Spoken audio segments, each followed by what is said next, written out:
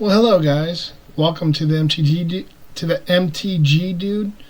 I'm throwing out a lot of content. I don't know how long I'm going to be able to keep up throwing out that much content. But this is my Angel deck. I have actually built this and played it. It is set aside right now, but it is, as you can see, a pretty decent deck. It's not CDH level. I didn't make it that way, but it's strictly mono white. And it does a lot of things. Has a couple combos in it, and just, here's our turn one plays that we can do. There's a lot of them. So 5 enchantments, 2 artifacts, 1 instant, and 3 creatures. So that's the idea, is to get something out turn 1. Turn 2, you want to be able to throw out Giada. She's kind of important, and she's commander, so it's easy to throw her out. She's only 2-drop. So I know you can make a CDH out of this. I don't have it built that way, and this setup's totally different. But we're going to start with Giada, Font of Hope. There's some things that I think are different that I can do that will give me more card draw, but I think this is going to be good. It's not a lot of card draw, it's just some. But each other angel you control enters the battlefield with an additional 1/1 counter on it for each angel you already control. It's an add a white, spend this mana to cast an angel spell. We have 33 creatures, majority of them are angels. Flying and Vigilance, 2-drop, and it is a 2/2 for your commander. We have 1 Planeswalker, Elspeth Resplendent. Choose up to 1 target creature, put a 1/1 counter on it. And a counter... let's do this. Look at the top 7 cards of your library. You may put a permanent card with mana value 3 or less from among them onto the battlefield with a shield counter on it. Put the rest on the bottom of your library in a random order. And then -7 if you ever get there. She starts at 5, so it's not exactly going to be long. But create 5 3/3 White Angel creature tokens with flying. There's other ones that I think would be good, but this is the one I have. For the creatures, let's get into that. Let's come back to the creatures last, just to be interesting, keep it on the toes. Let's start with enchantments. We'll just start on the other side of the page. Johnny's Welcome. Whenever a creature enters the battlefield under your control, you gain a life. There's going to be a lot of creatures. This is a fun build. I can make it CDH level, but this is my enjoyment right here in this deck. Always Watching. Non-token creatures you control get +1/+1 in Vigilance. So all the angels that's going to be swinging is going to be all pretty much free of charge. Angelic Accord. Here's where tokens really start coming in at the beginning of each end step. If you gain 4 more life this turn, put a 4/4 White Angel creature token with flying onto the battlefield. That is going to make it huge. Anointed Procession. If an effect will create 1 or more tokens under your control, it creates twice that many of those tokens instead. Authority of the Councils. Creatures your opponent's control enter the battlefield tapped. Whenever a creature enters the battlefield under an opponent's control, you gain a life. Dawn of Hope. Whenever you gain life, you may pay 2. If you do, draw a card. And then pay 3 and a white. Create a 1/1 white soldier creature token with lifelink.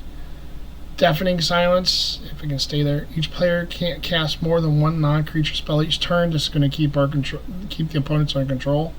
If it's not your turn, you may exile a white card from your hand rather than pay the spell's mana cost. You flash, and creatures you control get +1/+1. It's not huge, but it's something.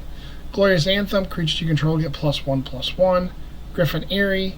At the beginning of your end step, if you gain 3 or more life this turn, create a 2/2 white Griffin creature token with flying. Land tax.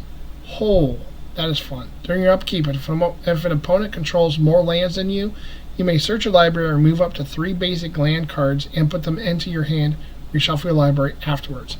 If you're playing a 4-person pod, most likely somebody's either going to have ramp, where they're going to play extra stuff to let them get extra lands out, or you're not going to be going first. And if they're playing a land, and pretty much at least if somebody out of the 3-4 person pod is playing a land every turn, you should be behind 8 ball if you're not going first. So that should be easy to target. And then if you get more than 7 cards in hand at the end of turn, discarding lands, you're going to be going through your deck pretty quick. And if you have to, you can always skip a turn of drawing a card just to keep up. Or you can skip a turn of playing a land if you have to. Legion's Landing. When it enters the battlefield, create a 1/1 white vampire creature token with lifelink, and when you attack with 3 or more creatures, transform Legion's Landing. On the flip side, It is Andonto, the first fort. Add a white to your mana pool. 2 and a white, tap, create a 1/1 white vampire creature token with lifelink.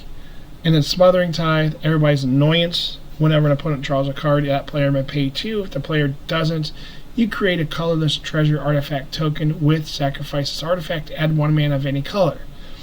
Keep in mind, at any time, if you have suggestions that will make this deck better, I'm not trying to make it CDH level or bracket 4. I'm kind of trying to keep it in the bracket 3-ish.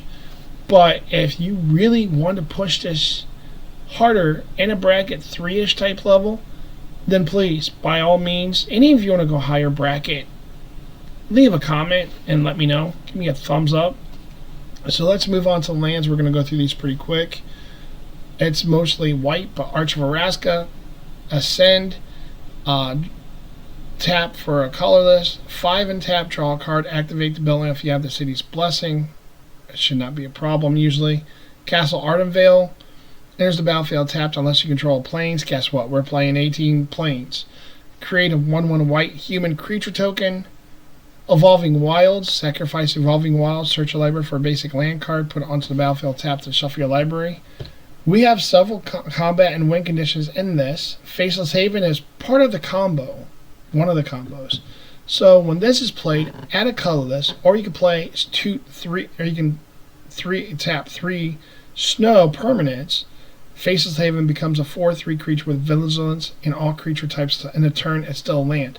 Now, the combo, Book of Exalted Deeds, you have that land down, Book of Exalted Deeds. You pay to 3, and you need a lot of mana for this, but you pay to 3 and make Faceless Haven a angel.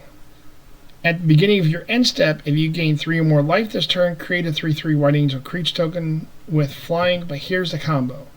Pay 3 and tap this, exile this, put a light encounter on target angel, which is a land, which is hard to remove.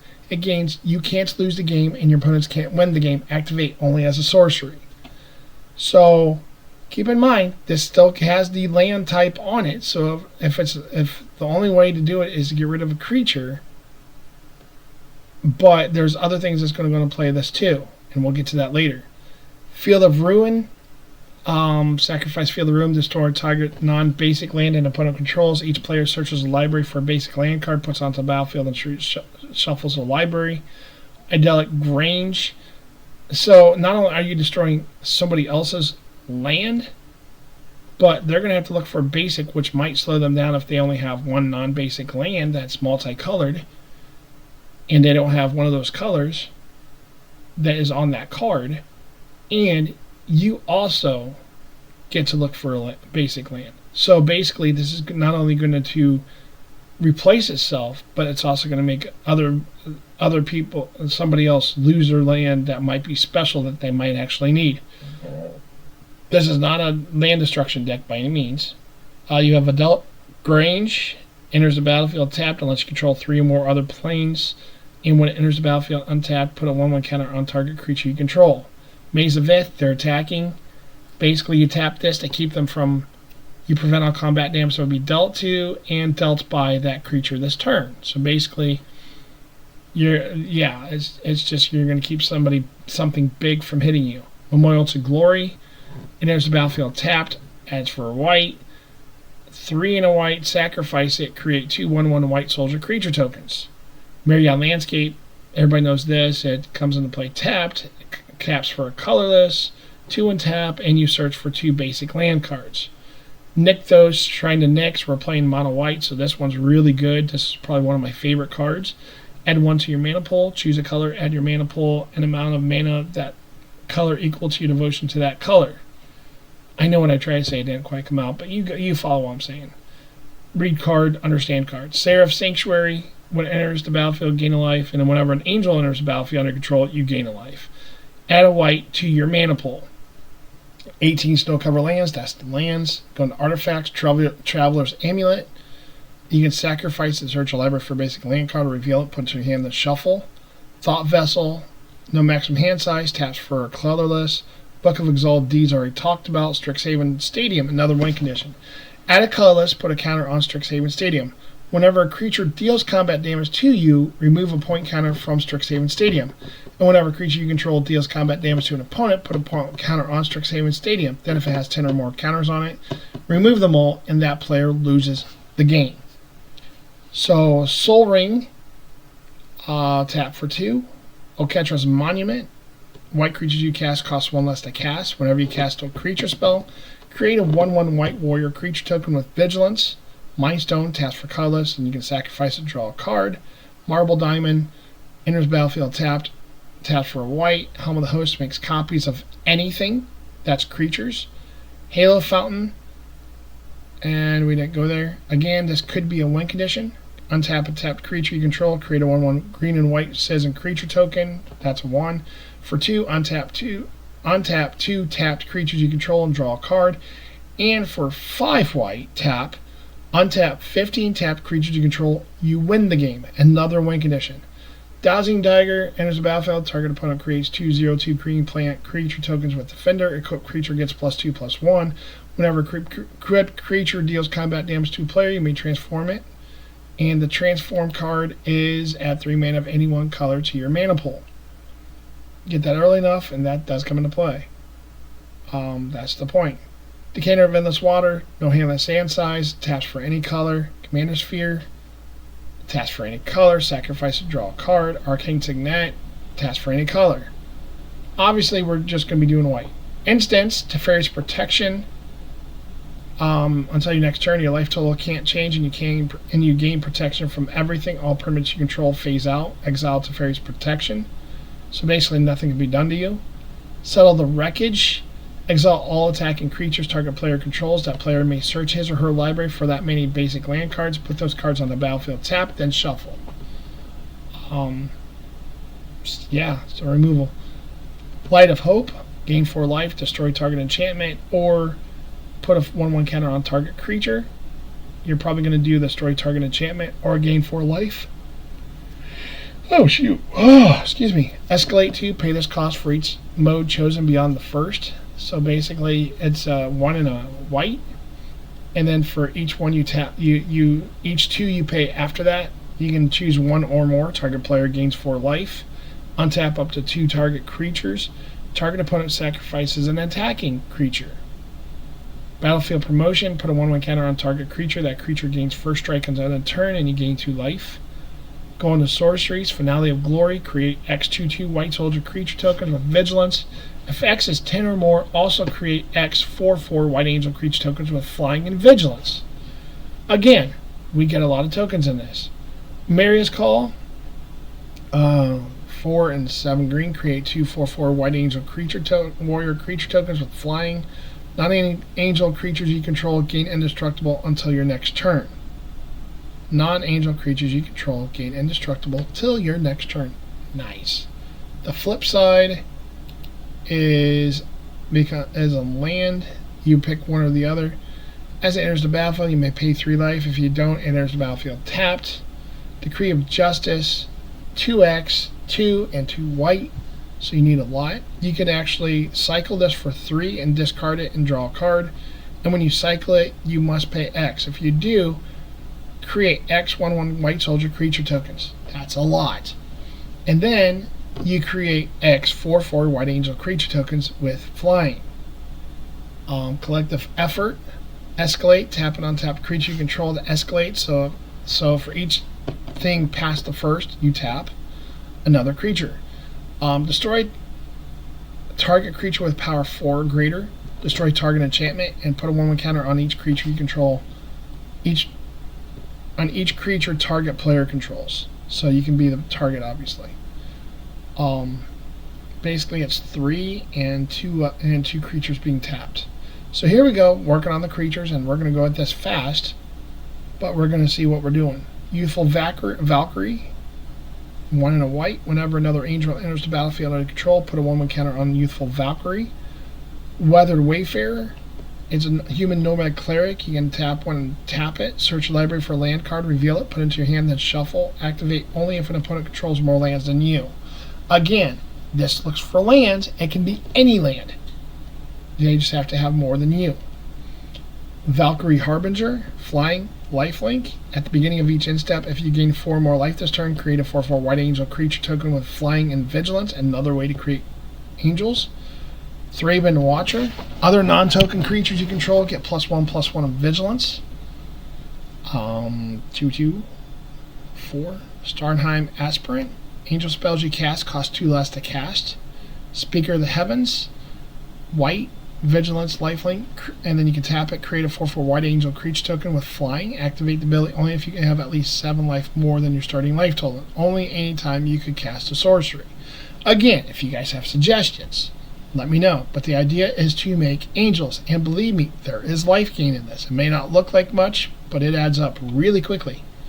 Seraph of the Dawn, flying, lifelink, and a 2/4. Saphira Sky's Blade. I can pay a white and tap 4 untapped creatures to control with flying rather than pay the spell's mana cost. We are playing mostly a flying deck, so that's not a problem. Flying and lifelink, and other creatures you control flying half indestructible. Righteous Valkyrie. Whenever another angel or cleric enters the battlefield under control, gain life equal to that creature's toughness. Here's where it comes in. As long as you have at least 7 life more than your starting life total, creatures you control get +2/+2. Rhea Dawnbringer, 6 and 3 white. At the beginning of your upkeep, you may return target creature card from your graveyard to play. Resplendent Angel. I'm going a little, that thing this is really quick. Resplendent Angel. At the beginning of each end step, if you gain 5 or more life this turn, create a 4/4 White Angel creature token with flying and vigilance. And pretty much this card right here will take care of itself. You can pay pretty much 6, and if you do until end of turn, bless me, Resplendent Angel gets +2/+2 and lifelink, so it pretty much pays for itself, and it will give you the angel on attack by itself. Mangora Diplomat, this is the card draw, one of the pieces for the card draw, obviously, well, one of the many couple pieces we have, but it's lifelink, 3 and a white. Whenever an opponent attacks with creatures, if 2 or more of those creatures are attacking you and or planeswalkers you control, draw a card. And whenever an opponent casts their second spell each turn, draw a card. So that could be happening on everybody's turn. Lyra Dawnbringer, this is our money card. This is one of 2 money cards for this deck. Obviously, Giada is the commander, so that's important. But this is key piece number 1. Flying, first strike, lifelink. Other angels you control get +1/+1 in lifelink. So all of a sudden, your whole angel army is going to get a +1/+1 in lifelink. And it's good. And this deck just gets nuts. And there's other things I could have added to make it a lot more nuttier, but I want to kind of keep the nuttiness out of control. Knight of the White Orchid. When it enters the battlefield, if an opponent controls more lands than you, you may search your library for a plains card, put onto the battlefield, and shuffle. Are you seeing a theme with the lands? I mean, there's a lot of ways to thin out your deck. Heliod's Suncrown, as long as your devotion to white is less than 5, Heliod is not a creature. It's indestructible. Whenever you gain life, put a 1/1 counter on target creature or enchantment you control.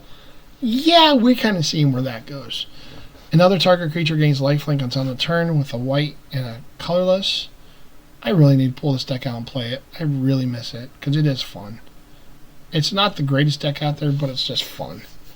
God Eternal Oketra, 3 and 2 white, double strike. Whenever you cast a creature spell, create a 4/4 black zombie warrior creature token with vigilance. And when he dies or is put into exile from the battlefield, you may put it into its owner's library, 3rd from the top. Glorious Enforcer. At the beginning of each combat, if you have more life than an opponent, he gains double strike till end of turn. Feldor Sovereign. At the beginning of your upkeep, if you have 40 or more life, you win the game. Another win condition. Enduring Angel. Flying, double strike, you have hexproof. If your life total would be reduced to 0 or less, instead transform this and your life total becomes 3. Then if the angel did not transform this way, Enduring Angel did not transform this way, you lose the game. The transformation, I actually might get rid of that one. The transformation, you have hexproof, and the angel's power and toughness are each equal to your life total. Whenever Enforcer attacks, double your life total. So, that might be why I did it, because of the hexproof. If your life total would be reduced to 0 or less, instead transform it. Yeah, so with the Faceless Haven, this is not that big of a deal. Because Faceless Haven, you can't lose the game, so you can go down to 0 and still win. Merry Angel, whenever land enters the battlefield under your control, create a 1/1 white bird creature token with flying. Bishop of Wings, whenever an angel enters the battlefield under your control, you gain 4 life, and whenever an angel you control dies, create a 1/1 white spirit creature token with flying. Benelish Marshal, it's a Power Lord. Other creatures you control gets +1/+1 for 3. Baneslayer Angel, flying, first strike, lifelink, protection from demons and from dragons. That is really nice. Here's the key. Here's the number one key piece to my deck, and one of the most expensive cards in the deck. But 5 and 3 white, and again, we're trying to make it so it's quick. Flying, Vigilance, Indestructible. Other permanents you control have Indestructible, and he's an 8/8. She's an 8/8. So what we're looking for is Indestructible, and other permanents you control have Indestructible. Now, my friend built an Avacyn deck, and he built it around removal with Avacyn as the commander. So it's a lot of board wipes, but this deck would be able to get around that eventually. Archangel of Ties, as long as he is untapped, creatures cannot attack you or planeswalker you control unless the controller pays 1 for each of those creatures.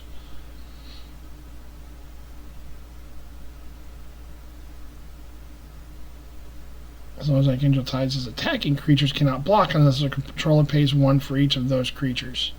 Those creatures, I'm assuming, is your own.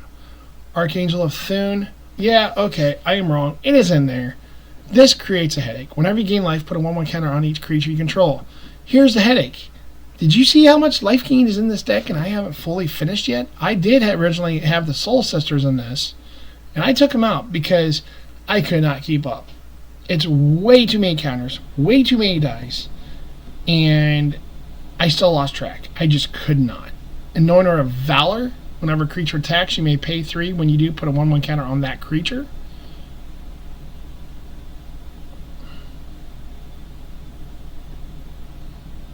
Angel of Vitality, if you would gain life, you gain that much life +1 instead.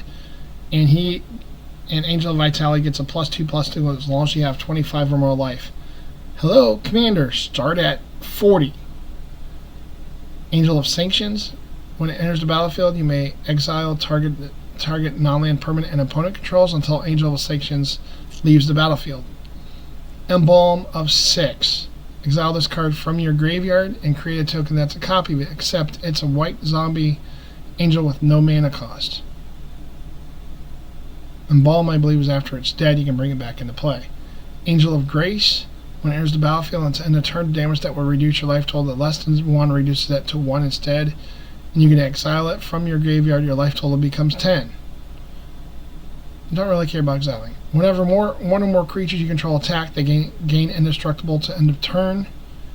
Outside of Life's Bounty, sacrifice it. Target creature enchantment you control gains protection from the color of your choice to end the turn. Finally, a Chroma, Vision of Exodor. Flying, first strike, Vigilance, Trample. At the beginning of each combat until end of turn, each other angel you control gets +1/+1 if it has flying. +1/+1 if it has first strike, and so on for double strike, death touch, haste, hexproof, indestructible, lifelink, menace, protection, reach, trample, vigilance, and partner. He has a 6/6 for 7. So this is my deck. This is my big bag angel deck. That's just a lot of fun. There's 21 different tokens. So yeah, you see all the tokens that's going to be in it, and the counters are going to be insane. But it is lots of fun. I love playing this deck.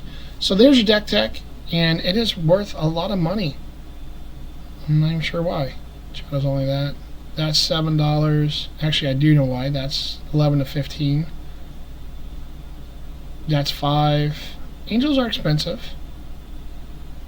I know one that's super expensive. That one's 70 to 90 bucks. Angel of Ties is 7 to 22. Avacyn Angel of Hope is 50 bucks. That's come down. Baneslayer Angels $6. Benelish Marshal, Bishop of Wings is $5. Emeria,